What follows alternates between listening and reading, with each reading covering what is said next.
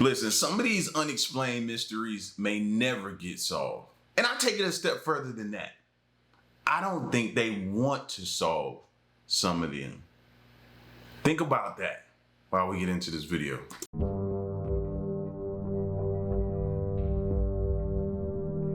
Hidden in the shadowy realms of the Earth, we may uncover worlds of mystery. Worlds where the unknown and human intrigue come together.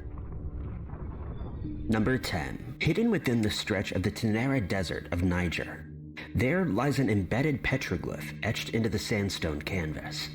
The Deo Giraffes were made to mimic the actual size of the mammals and are believed to be the world's largest animal petroglyph.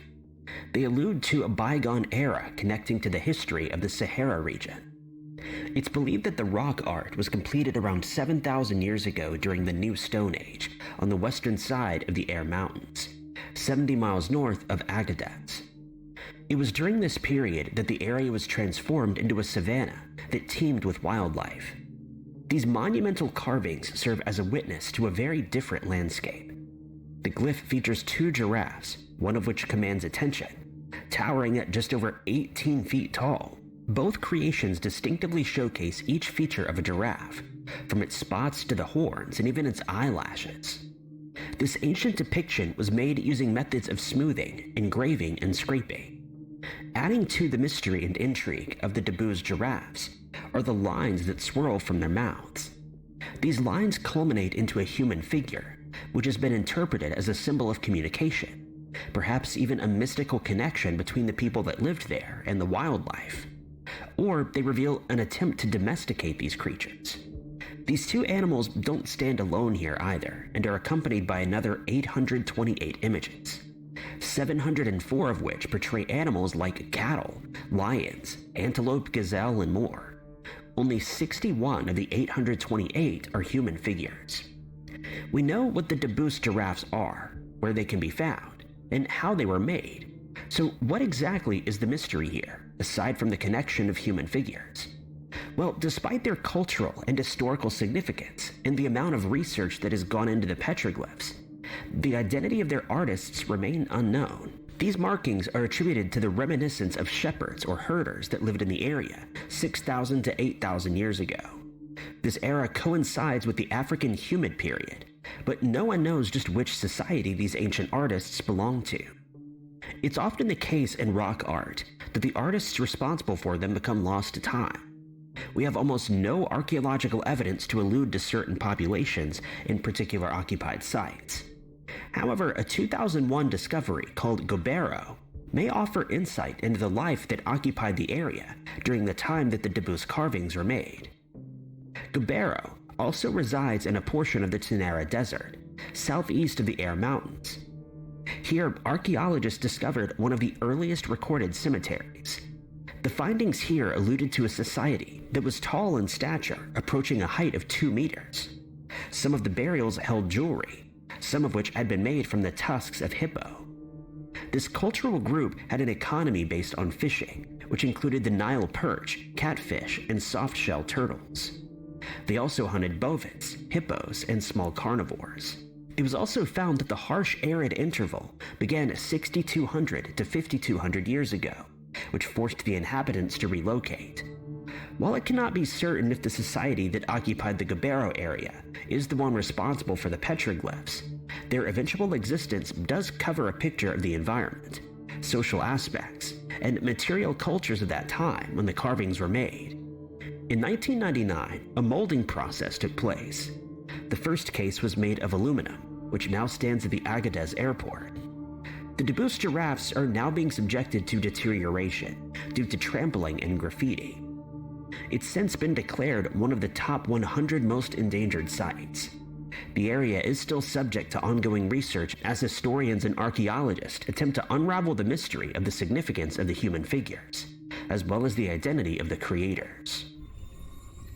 And another thing when it comes to rock art, I'm always thinking in my mind when I hear or I see, I'm like, okay, was this person who designed or drew this or put this on this art, this wall, this rock, were they just being creative?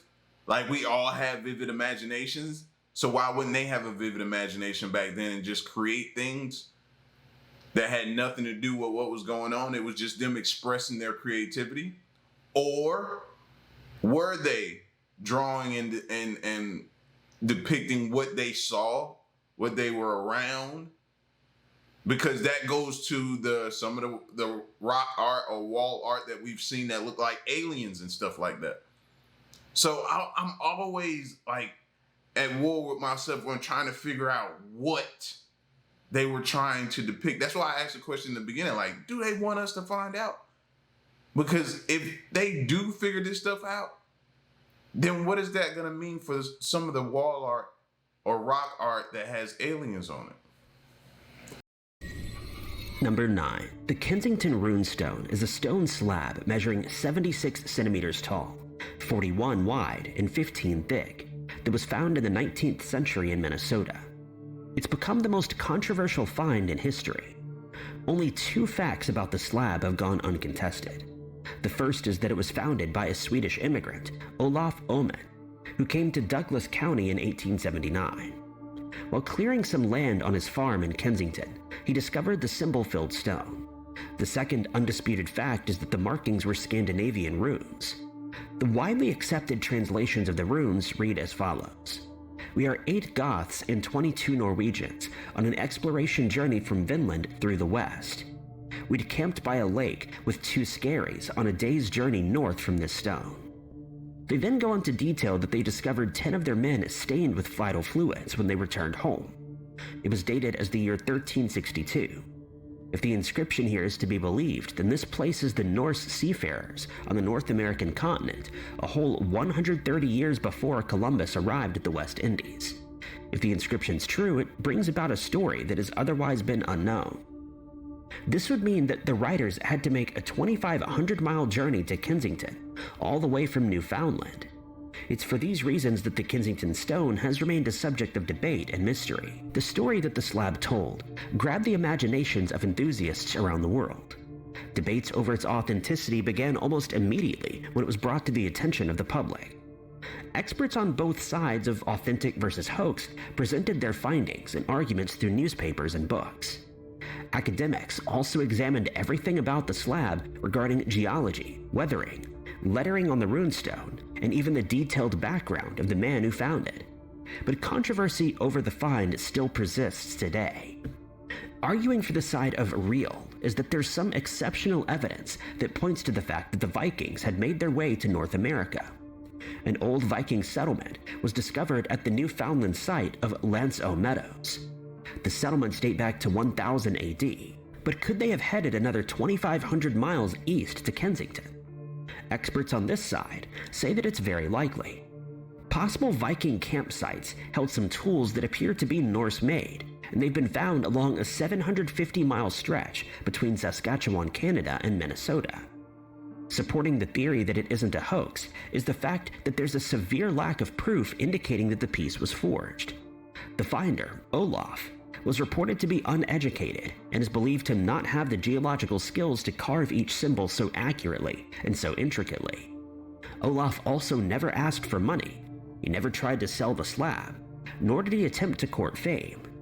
There's no proof that anyone else would have produced it otherwise. We then get to the side that is against the authenticity of the Kensington runes. It starts with the state in which the stone was found, which is in absolutely excellent condition. It has supposedly been lying face down in the damp earth for over 500 or so years, but it shows very little evidence of weathering. A geologist, Harold Edwards, claimed in 2016 that the inscription is as sharp as the day it was carved. Doubt has been cast on the finder himself.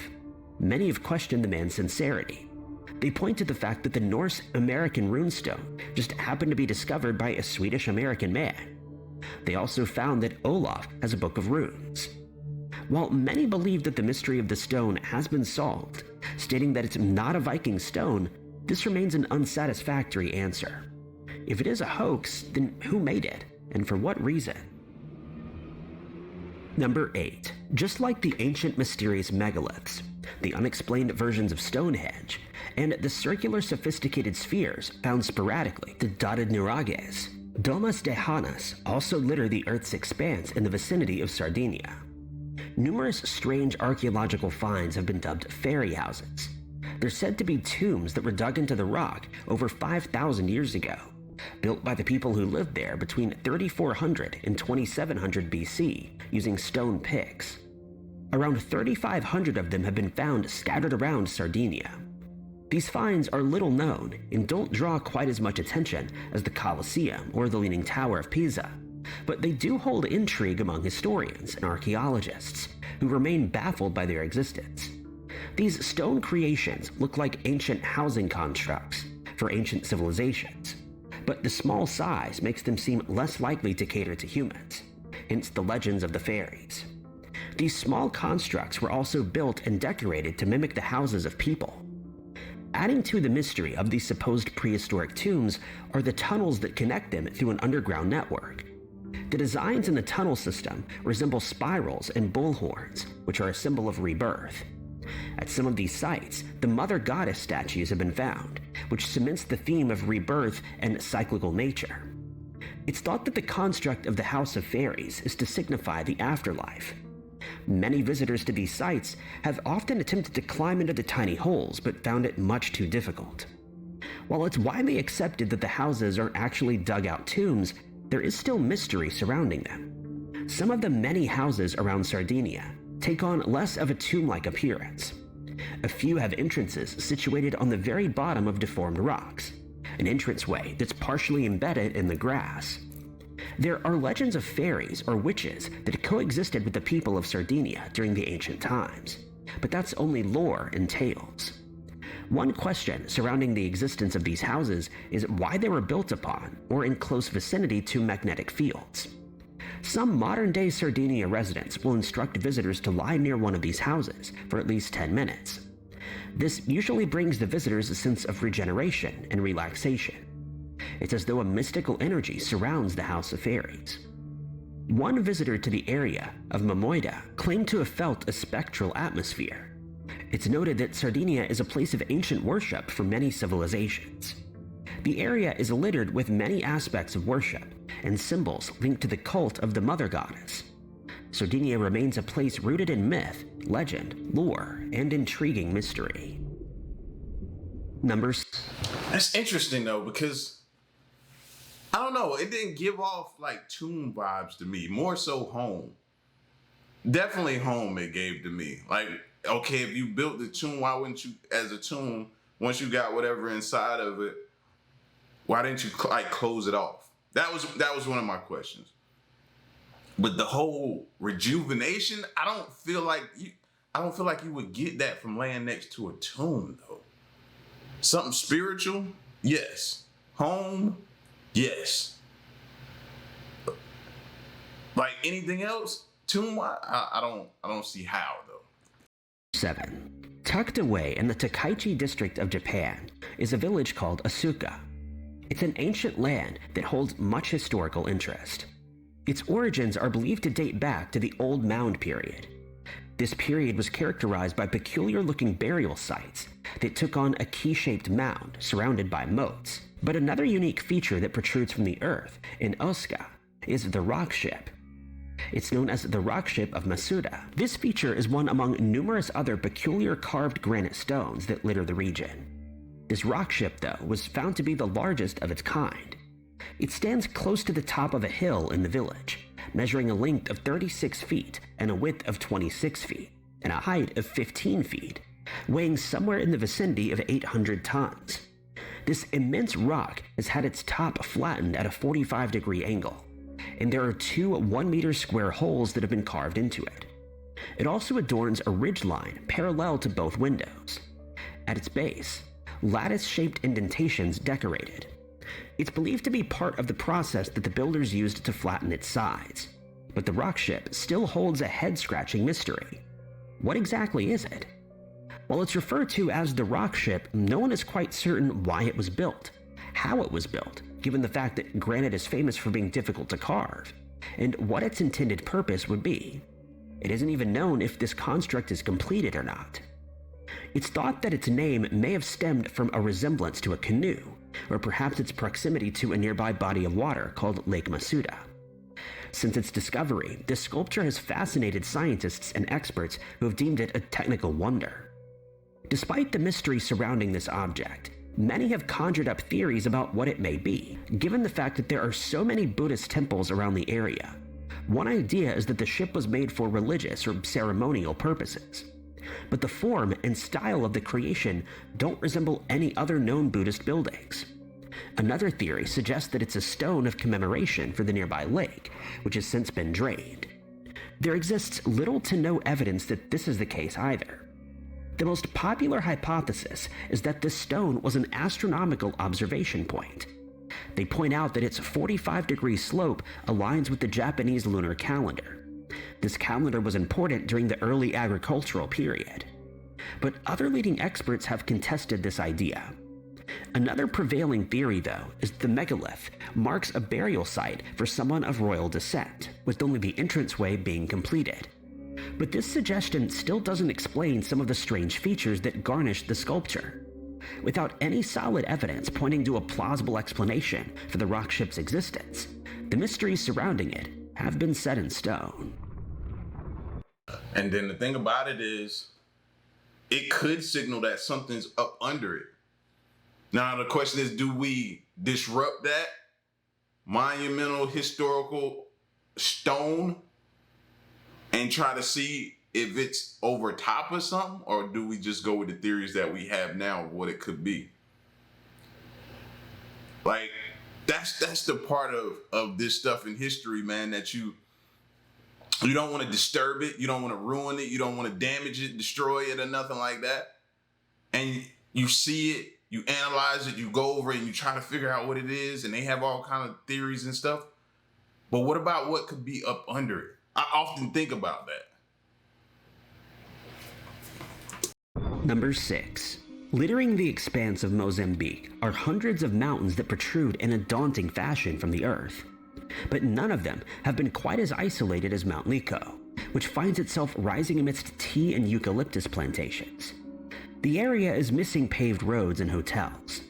Given that the steep mountain's western face rose 700 meters tall, it's gone unscaled.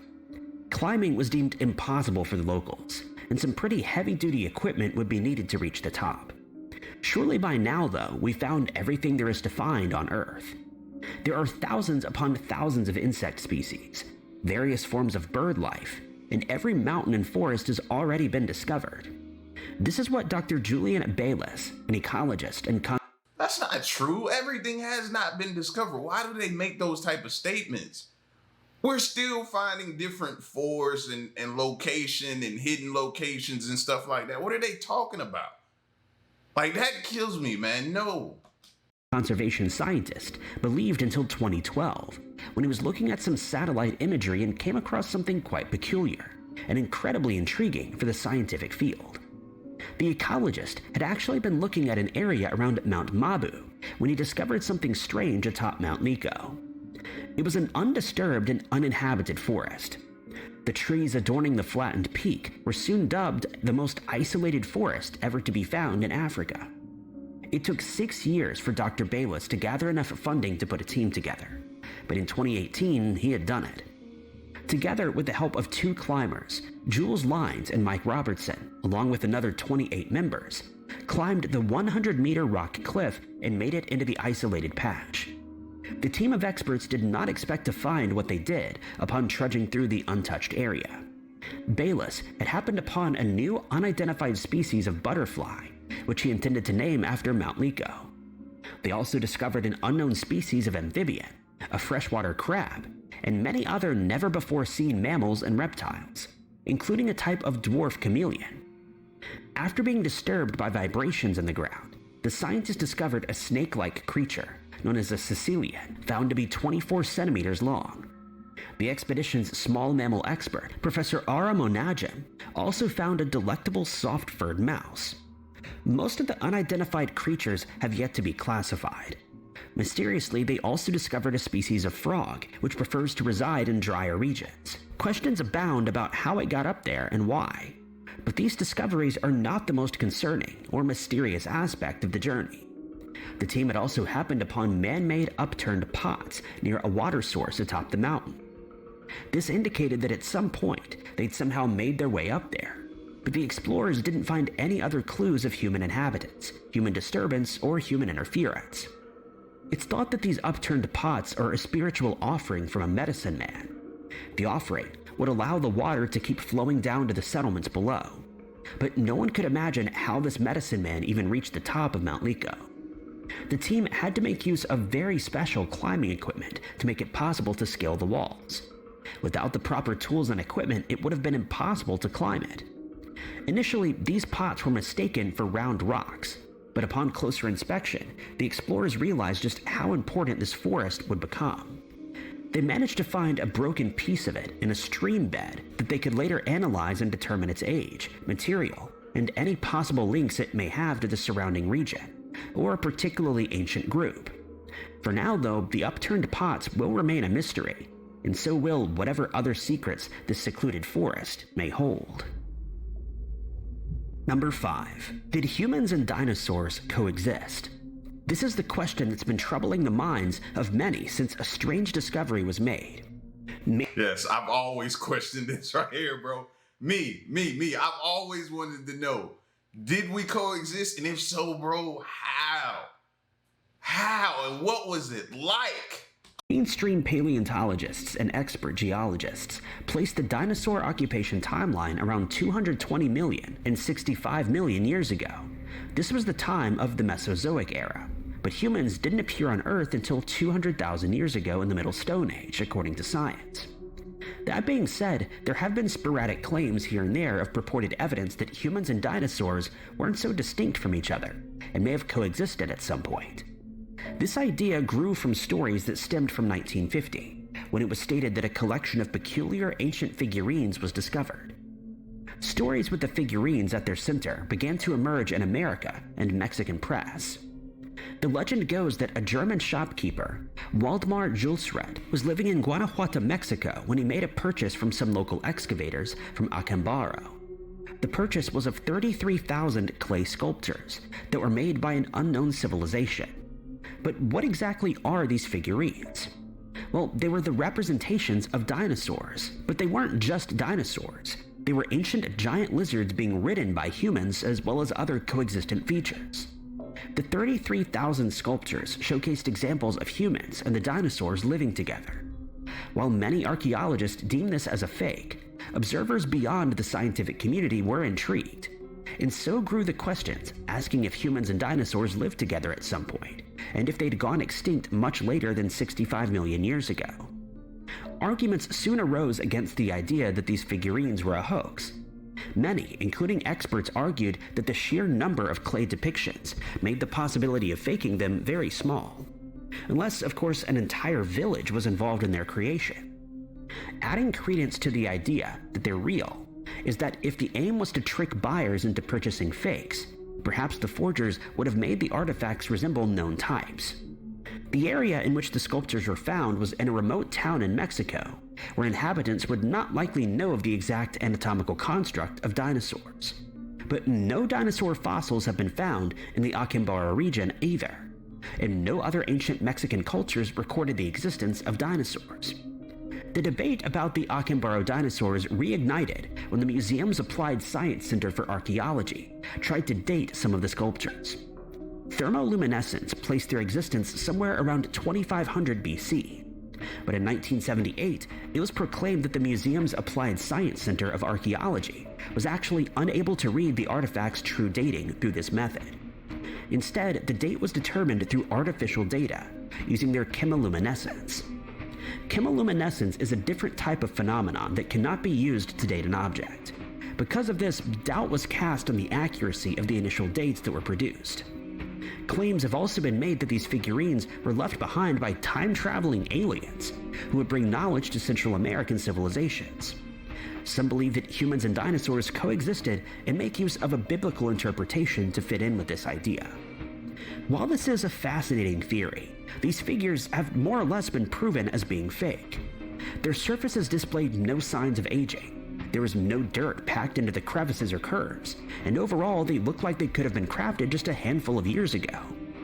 While these figures are still up for debate, it's now been widely accepted that they are in fact a hoax.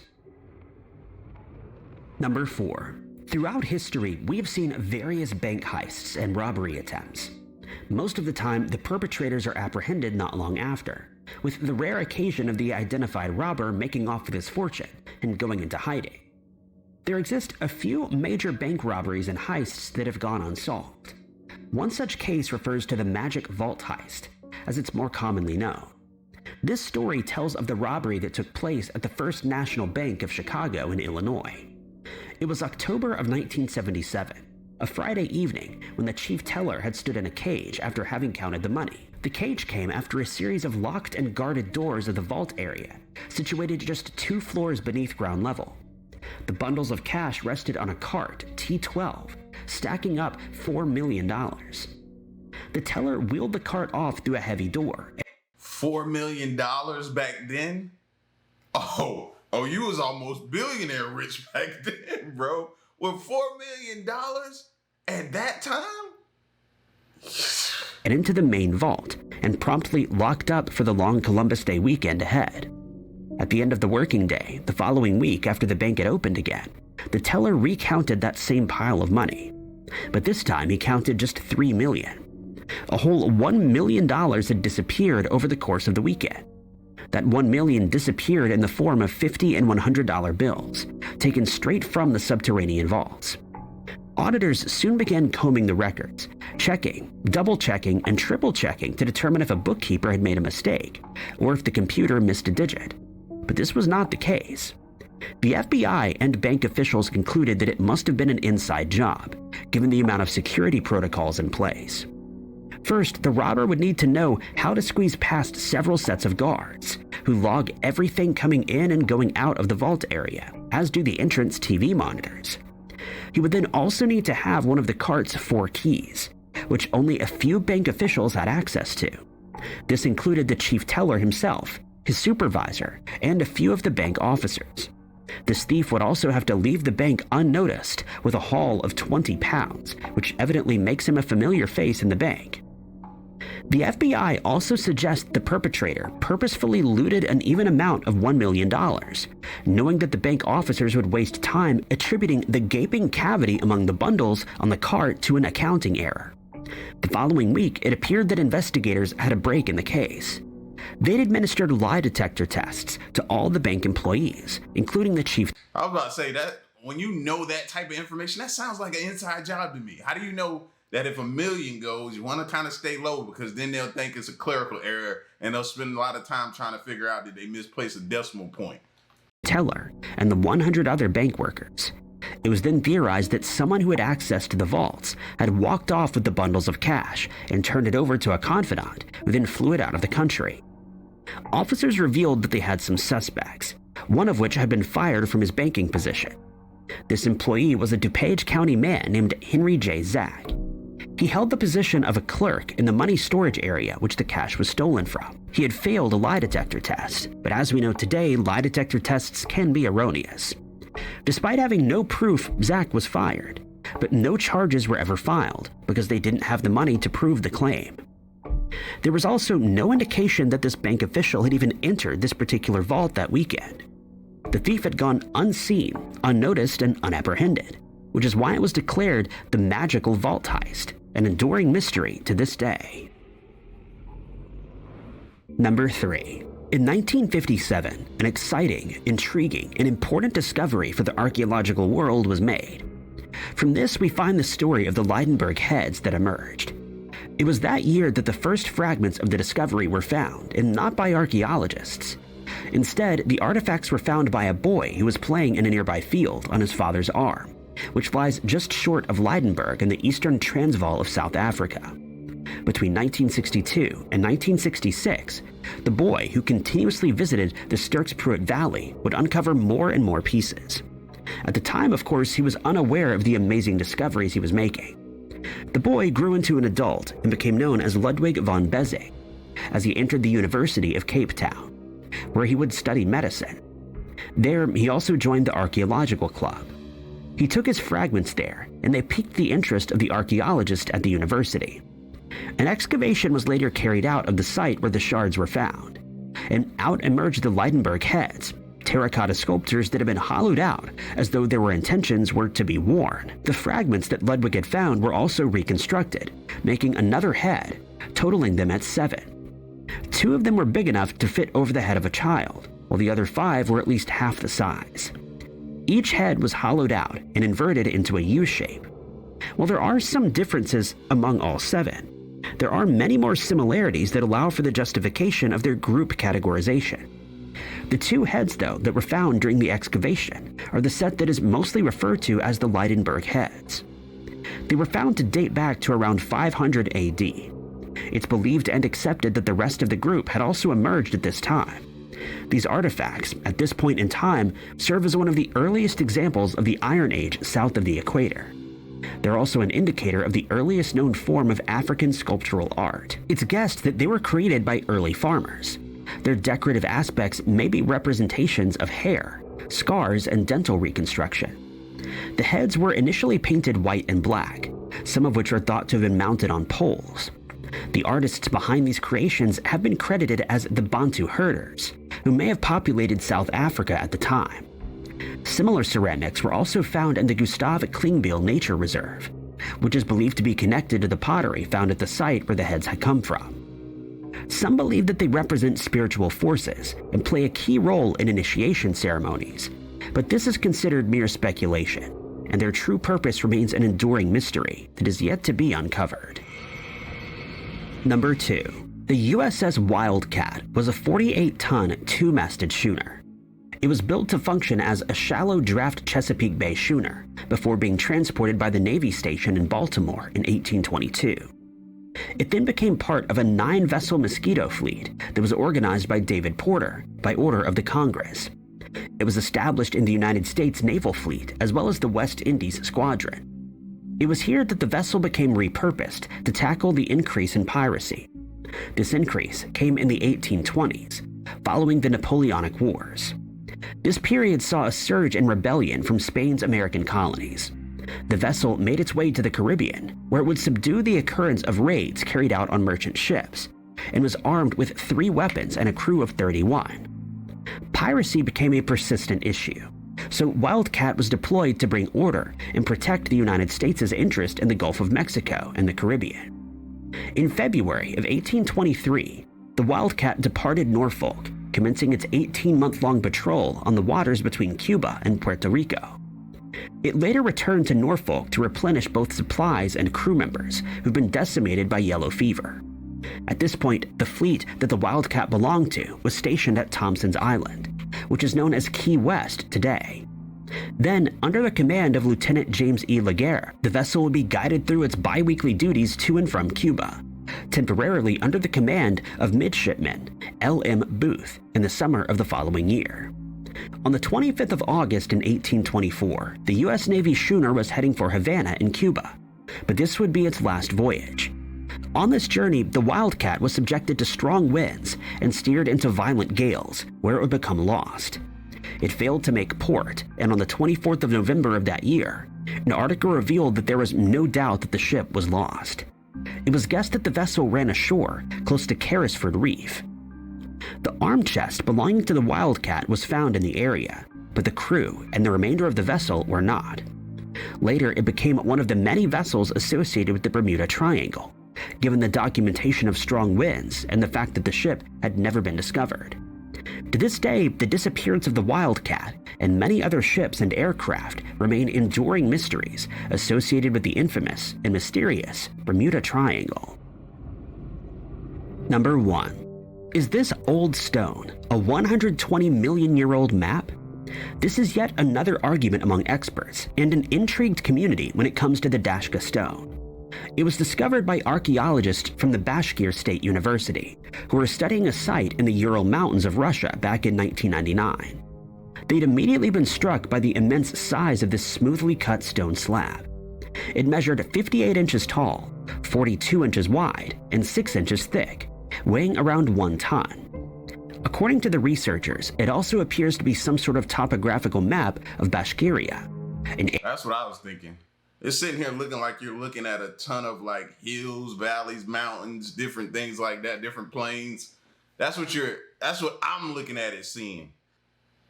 Like maybe that's what it could be. I don't know though. Still staring at it, trying to figure it out. Area of the Ural Mountains. It's said to have been made to a scale of 1 to 1.1 kilometers. The tablet was claimed to be the map of the creator of the universe, which has baffled researchers ever since its discovery. Russian experts place its origins at 120 million years ago, due to ancient shells that they found buried within. This controversial object is said not just to depict the environs of the mountain area, but also civil engineering projects, such as 7,457 mile-long channels, dams, and hieroglyphic notations whose origins are unknown.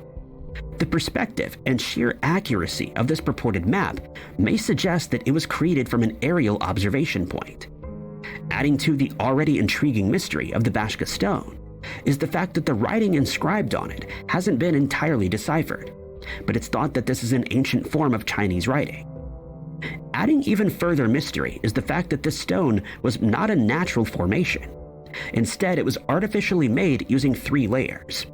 The first is a 7-inch thick layer of cement or ceramic based on dolomite. The second layer is only 1 inch thick and made of diopside glass that's been enriched with silicon. The last layer, only a couple of millimeters thick, was made from a calcium porcelain mix, which is thought to either add protection to the tablet or create diffused light to illuminate the inscriptions. According to a professor from the Bashkir State University, Alexander Chuvarov, and other experts were able to find proof that this is a map of the area.